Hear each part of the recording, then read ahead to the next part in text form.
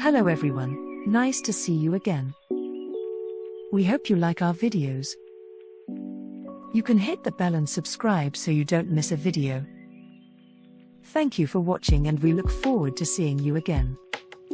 Lucian Freud was a British artist, famous for his portraits and self-portraits painted in an expressive neo-figurative style. He was born in Berlin, the grandson of the revolutionary psychologist Sigmund Freud, and the son of an architect Ernst Freud and an art historian Lucie Brasch. Freud's representation in public was corresponding to the image of bohemian artist.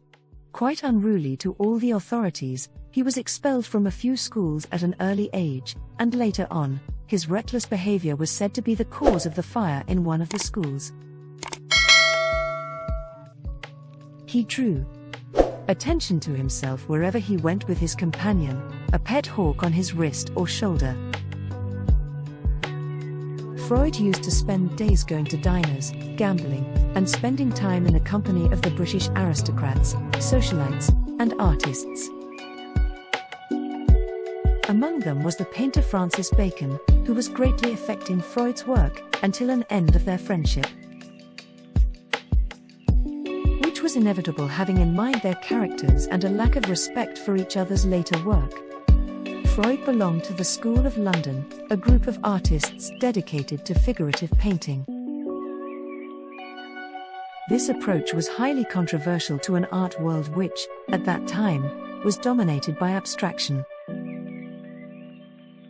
Compared with other prominent painters of that school, David Hockney, or Francis Bacon, Freud was stylistically a more conventional artist. He painted people without idealizing them, emphasizing sexual characteristics and imperfections of a human body. In his paintings, he used to describe unease or somehow disturbed mental conditions of specific individuals, but also of humans in general.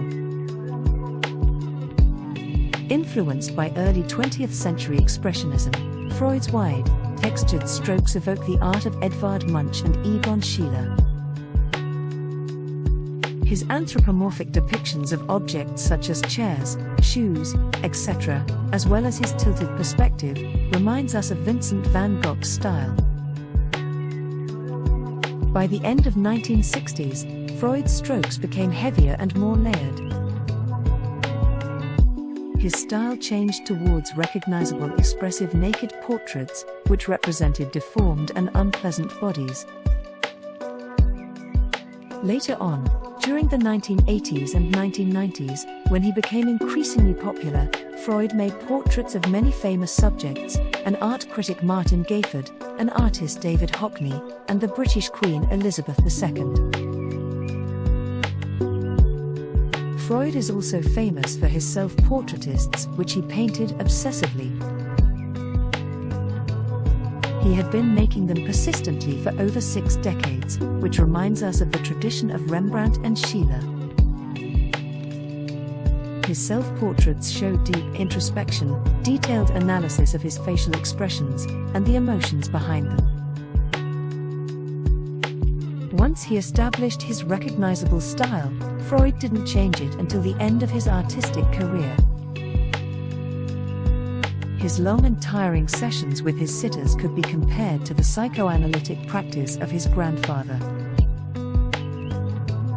Freud challenged conventions of portraiture and inspired a new generations of painters, such as John Corrin or Eric Fiskell.